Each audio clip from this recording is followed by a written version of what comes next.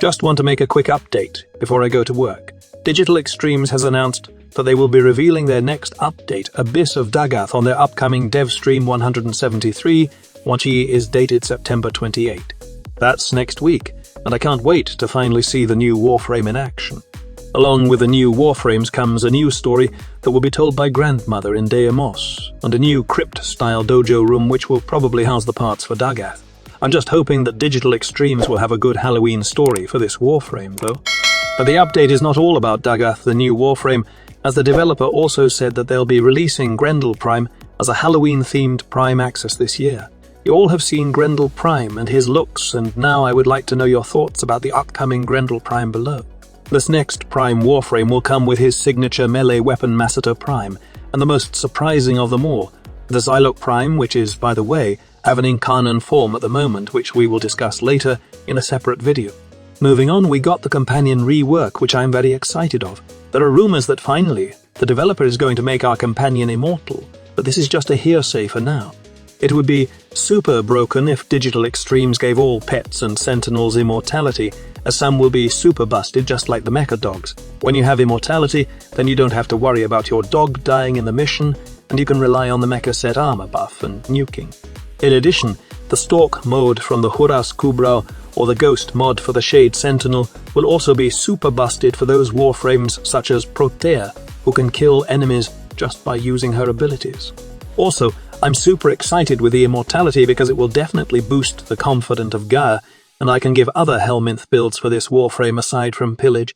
I don't know what else they will change, but I'm hoping that the developer won't nerf the Smita Kavat's charm, as we all know. This pet is the most used because of the charm mod that has affinity booster and resource booster, and all those buffs that can prop.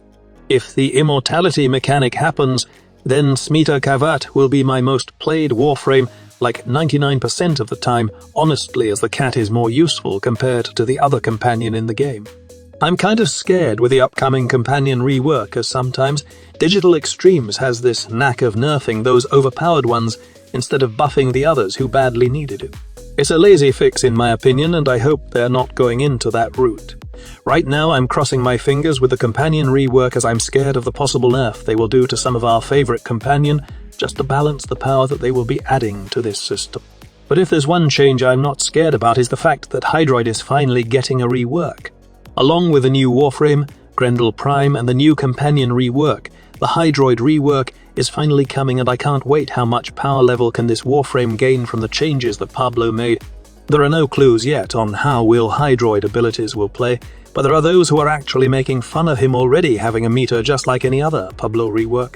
If you notice, most of the Warframes right now has a meter of some sort when Pablo applies a rework for it. While it's not an issue, but the rework becomes predictable.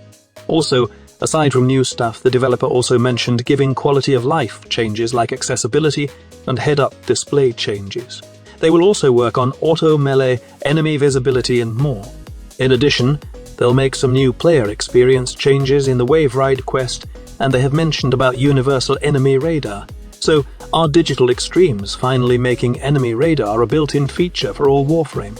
Knowing that we will be getting the companion Rework, and Pablo was asking on Twitter about companion modes that need changes, this universal radar will probably be a big boost for us as first. We don't need to equip radar mods in our Warframes and min-max our build. Secondly, if Digital Extremes will give companion a separate built-in radar feature, which adds to the current base radar of our Warframe, then this means that primed animal instinct will also change. Digital Extremes specifically said that they'll be making enemy radar universal, so probably the loot radar will be separate and it will stay in the primed animal instinct mod. I'm curious though, what other stats will they add in the primed companion mode, or they might just increase the loot radar of the mod. They also will have some quality of life changes to focus acquisition, Nightwave acts, and more. All of these in the mainline update named as Abyss of Dagath, and we will see a preview on all of these stuff this coming September 28.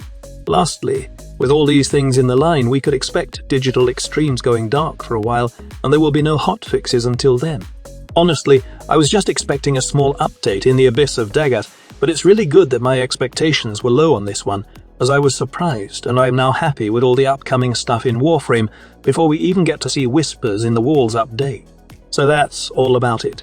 Time to grind in work. Thank you so much for watching, and I will see you in my next video. Squad Leader signing off.